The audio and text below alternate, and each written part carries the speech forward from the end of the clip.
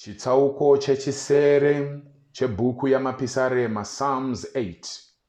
Kukudzwa kwomunhu naJehovha. Kumutungamiriri wokuimba negititi, pisarema raDhavhidhi. Haiwa Jehovha Ishe wedu, zita renyu rakaisvonaka sei panyika yose.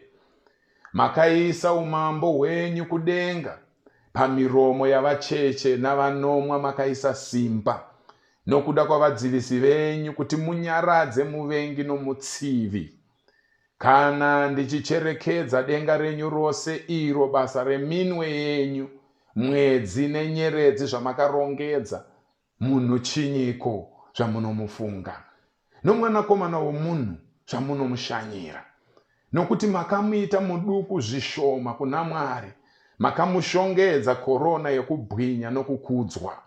Makamubatisa ushe hwamabasa amaoko enyu, makaisa zvose pasi petsoka dzake. Makwai ose nenzombe nemhuka dzesango neshiri dzokudenga nehove dzegungwa, izvo zvose zvinofamba nenzira dzegungwa. Haiwa Jehovha Ishe wedu, zita renyu rakaisvonaka sei panyika yose. Uku ndiko kupera kwechitsauko chechisere chebhuku yamapisarema. Ndichivimba kuti vadikani muri kukomborerwa nesoko raMwari, ndokukumbirai kuti mulaike, mushare, mosiya komendi yenyu kuti muri kukomborerwa zvakadini nesoko raMwari. Mwari akukomborerei. Ndini wenyu Wilbert Mutoko.